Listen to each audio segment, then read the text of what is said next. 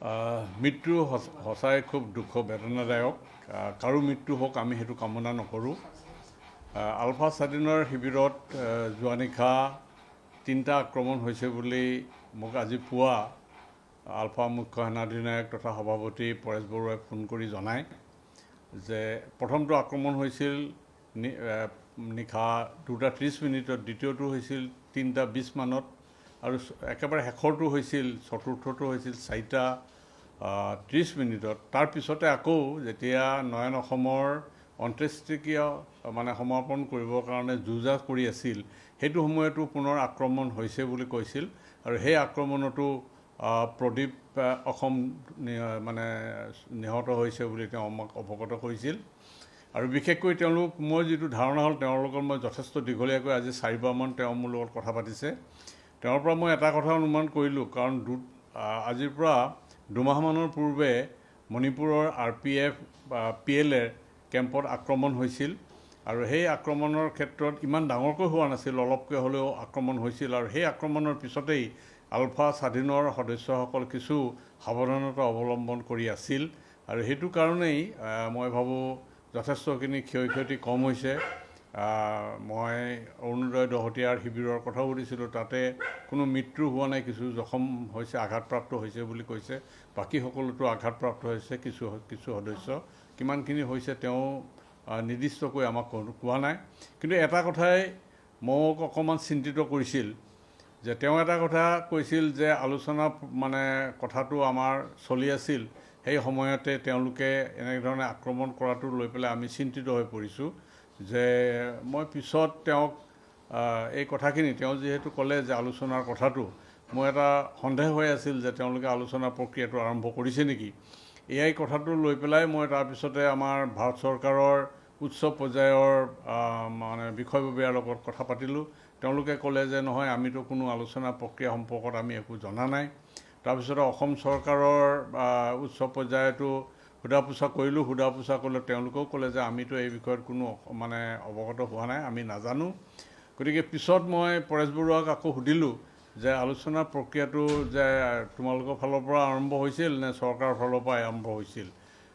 মোৰ এটা ধাৰণা হ'ল তেওঁৰ লগত কথা পাতি যে তেওঁ কিবা এটা কাৰোবাৰ আগত কিবা এটা কৈছিল যেন ধাৰণা হৈছে আৰু সেই কথাটোকে তেওঁ আশা কৰি আছিল যে আলোচনা প্ৰক্ৰিয়াটো কিটো গতিশীল হৈছে নেকি বা হ'ব নেকি, তেনেকুৱা এটা ধাৰণা কৰি আছিল যেন তেনেকুৱা এটা আৰম্ভ হৈছিল বুলি মোৰ ধাৰণা এটা হৈছে। আৰু এই কিন্তু ক'ৰবাত এটা যেন যোগাযোগৰ এটা তেওঁলোকৰ মাজত স্পষ্ট এটা হোৱা নাছিল, তেনেকুৱা এটা ধাৰণা হৈছে। আৰু এই কথাটো বিশেষকৈ মই নিৰ্দিষ্টকৈ নাজানো যে পৰেশ বৰুৱাই কিখিনি কথা তেওঁলোকে কাৰোবাৰ লগত কথা পাতি আছিল নেকি বা চৰকাৰৰ লগত তেওঁ যোগাযোগ কৰিছিল নেকি, এই কথাটো তেওঁ কিন্তু নিৰ্দিষ্টকৈ অৱগত কৰা নাই। কিন্তু এতিয়া কথাটো হ'লগৈ কি, এতিয়া অসমত শান্তিৰ পৰিৱেশ এটা চলি আছিল। এই শান্তিৰ পৰিৱেশ চলি থকা অৱস্থাত আলফা স্বাধীনৰ শিবিৰত আক্ৰমণ কৰাৰ ফলত অসমত যদি আগন্তুক দিনত এটা অশান্তিজনক পৰিস্থিতিৰ সৃষ্টি হয়, তেওঁ মাননীয় মুখ্যমন্ত্ৰী ডাঙৰীয়া অসমৰ অৰ্থনৈতিক গতিশীলতা আনিবৰ কাৰণে বিভিন্ন উদ্যোগ প্ৰতিষ্ঠানবিলাক আনিবৰ কাৰণে যিদৰে চেষ্টা কৰিছে তাত ব্যাঘাত হ'ব বুলি ভাবোঁ। আৰু এইটো হ'লে অসমৰ অৰ্থনৈতিক অগ্ৰগতিৰ দিশত বিৰাট এটা ব্যাঘাত ঘটিব। সেইটো কাৰণে যিটো পক্ষই নহওক কিয় যিসকলে ড্ৰোনেৰে আক্ৰমণ কৰিছে, অসম চৰকাৰটো কৰা নাই বুলি তেওঁলোকে স্পষ্টকৈ কৈছেই মাননীয় মুখ্যমন্ত্ৰী ডাঙৰীয়াই। গতিকে ভাৰত চৰকাৰে যদি ইয়াতে ড্ৰোনেৰে আক্ৰমণ কৰিছে, অন্ততঃ কিছুদিন সহনশীলতাৰে থাকি পেলাই যে অসমত এটা শান্তিৰ পৰিৱেশ আনিবৰ কাৰণে চেষ্টা কৰাটো উচিত বুলি ভাবোঁ। কাৰণ কথাটো হ'ল কি, আমি যিদৰে আলোচনা প্ৰক্ৰিয়াৰ জৰিয়তে এটা শান্তিৰ বাতাবৰণ সৃষ্টিৰ কাৰণে আমি চেষ্টা কৰিছোঁ, ঠিক তেনেকৈ অন্ততঃ পৰেশ বৰুৱাকো আলোচনাৰ টেবুললৈ আনি পেলাই অসমত এটা স্থায়ী শান্তিৰ পৰিৱেশ গঢ়ি তুলিবৰ কাৰণে মই ভাৰত চৰকাৰৰ মাননীয় প্ৰধানমন্ত্ৰী বা মাননীয় গৃহমন্ত্ৰীকে আদি কৰি সৰ্বোচ্চ পৰ্যায়ত বিশেষভাৱে অনুৰোধ জনাইছোঁ। এইটো এটা আমাৰ এটা সন্দেহ হৈছে যে ব্ৰাজিলত যিখন ব্ৰিক্স সন্মিলন অনুষ্ঠিত হৈছিল, তাতে বিশ্ব সন্ত্ৰাসবাদৰ বিৰুদ্ধে এটা আক্ৰমণ কৰাৰ এটা প্ৰস্তাৱ গৃহীত হৈছিল আৰু ব্ৰিক্স সন্মিলনৰ অহাৰ পিছতেই এই ঘটনাটো সংঘটিত হৈছে। গতিকে তাতে এটা মানে আলফা স্বাধীনকো এটা সন্ত্ৰাসবাদী সংগঠন হিচাপে ঘোষণা কৰি বা অভিহিত কৰি পেলাই ঠিক তেনেকৈ আক্ৰমণ কৰি পেলাই বিশ্ব দৰবাৰত এটা প্ৰচাৰ চলাবলৈ বিচাৰিছে নেকি, এইটো এটা আমাৰ সন্দেহ এটা হৈছে। গতিকে এই কথাটো সম্পূৰ্ণ ভাৰত চৰকাৰৰ ওপৰতে নিৰ্ভৰ কৰিব। তেওঁলোকে প্ৰকৃততে সন্ত্ৰাসবাদী হিচাপে ঘোষণা কৰি পেলাই এইটো কম কৰিবলৈ বিচাৰিছে নে তেওঁলোকক এটা নিজৰ মানে এটা ৰাজনৈতিক এটা সমস্যা, অসমৰ এটা ৰাজনৈতিক সমস্যা হিচাপে তেওঁলোকে সমাধান কৰিবলৈ বিচাৰে নে তেওঁলোকে সন্ত্ৰাসবাদী সংগঠন হিচাপে নিঃশেষ কৰিবলৈ বিচাৰে। এইটো ভাৰত চৰকাৰৰ মানে নীতি আৰু কৌশলৰ ওপৰতে নিৰ্ভৰ কৰিব। মই ভাবোঁ যে এই ক্ষেত্ৰত বিশেষকৈ এটা ৰাজনৈতিক সমস্যা হিচাপে যিদৰে আমি ৰাজনৈতিকভাৱে এটা সমাধানলৈ আহিলোঁ, ঠিক তেনেকৈ আলফা স্বাধীনকো এটা ৰাজনৈতিক বিষয় হিচাপে মানে ৰাজনৈতিক দিশত ৰাজনৈতিক সমস্যা হিচাপে চিন্তা কৰি ৰাজনৈতিকভাৱে সমাধান কৰিবলৈ ভাৰত চৰকাৰে উদ্যোগ গ্ৰহণ কৰিব বুলি মানে আশা কৰি। নহয় এতিয়া এটা কথা হ'ল কি, ধৰক এইটো মানে ম্যানমাৰৰ এটা দুৰ্গম অঞ্চল, তালৈতো গাড়ী ঘোঁৰা নাযায় আৰু ভাৰত চৰকাৰৰ তাতোতো প্ৰতিনিধি নাই। বা ধৰক ম্যানমাৰৰ ৰাজধানীত ৰেংগুনত মানে তেওঁলোকৰ দূতাবাস আছে। দূতাবাসৰ ইয়াৰ লগত কোনো সম্পৰ্ক নাই, কাৰণ যোগাযোগৰ ব্যৱস্থাটো সম্পূৰ্ণ মানে তাত নায়েই। গতিকে তাৰ পৰা অনাটো ইমান সহজে সম্ভৱ নহ'ব আৰু আলফা স্বাধীনৰ তৰফৰ পৰা সেইখিনি পঠোৱাটো ইমান সহজ নহ'ব বুলি মই ভাবোঁ।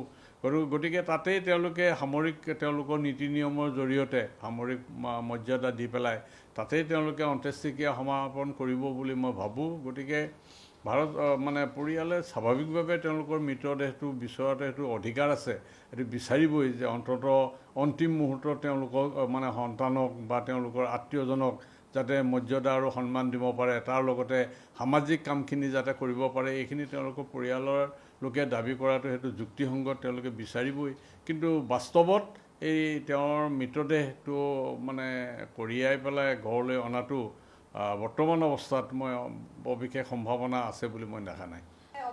নাই, কলটোৰ ভিতৰত আজি কোৱা নাই, খালি আজি তেওঁ 4বাৰ মোক ফোন কৰিছে। শেষৰবাৰ প্ৰায় 1:30-1:50 মানত এনেকুৱাত কৰিছে শেষৰবাৰ। আৰু তেওঁ বিশেষকৈ সেই মানে তাত কিখিনি আক্ৰমণত কি ক্ষতি হৈছে এই গোটেই বস্তুখিনিয়ে বিষয়খিনিহে তেওঁ মোক অৱগত কৰি আছিল, ক'ত কি হৈ আছে এই কথাটো।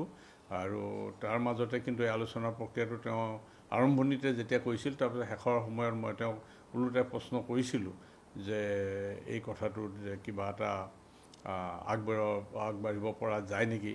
আৰু আজি এনেকুৱা তেওঁ শোকাকুল অৱস্থাত আছে, গতিকে এটা চূড়ান্ত কথা কোৱাও ইমান এটা সহজ নহয়। কিন্তু মই ভাবোঁ যে তেওঁক মানে হত্যা কৰি পেলাই কোনো এটা সমস্যাৰ সমাধান কৰিব পৰা নাযায়। কাৰণ নলমৰি গজালি ওলোৱাৰ দৰে আলফাটো শেষ হৈ গ'ল বুলি ভবা হৈছিল, কিন্তু মানে আলফালৈ সদস্যসকল গৈয়ে আছে। গতিকে আলফাটো জীয়াই থাকিবই। গতিকে আক্ৰমণৰ জৰিয়তে যে আলফাটো শেষ হৈ যাব, এইটো যদি ভাৰত চৰকাৰে ভাবিছে, তেতিয়াহ'লে মই ভাবোঁ এইটো যে ভুল এটা চিন্তা চৰ্চা তেওঁলোকে কৰিছে। গতিকে তেওঁলোকক আলোচনাৰ টেবুললৈ অনাৰ এটা ব্যৱস্থা কৰিবৰ কাৰণে মই আৰু তাৰ জৰিয়তে স্থায়ী সমাধান, শান্তিৰ পৰিৱেশ অসমত আনিবৰ কাৰণে আমাৰ মাননীয় মুখ্যমন্ত্ৰী ডাঙৰীয়াই যি মানে অৰ্থনৈতিক শক্তিশালী কৰিবৰ কাৰণে উদ্যোগ গ্ৰহণ কৰিছে। আজি টাটাই ছেমি কণ্ডাক্টৰ আনিছে, তাৰপিছতে আদানী গ্ৰুপেও কৰিছে, কিবা কিবি কৰিব বুলি বিভিন্ন এডভান্টেজ মানে প্ৰতিশ্ৰুতি দিছে বহুবিলাক শিল্পপতিয়ে। গতিকে সেইখিনি যাতে আগবঢ়াই নিব পাৰে, তাৰ কাৰণে সহযোগিতা কৰিবৰ কাৰণে অসম চৰকাৰক সহযোগিতা কৰিবৰ কাৰণে বিশেষকৈ ভাৰত চৰকাৰৰ প্ৰতি আহ্বান জনাইছোঁ।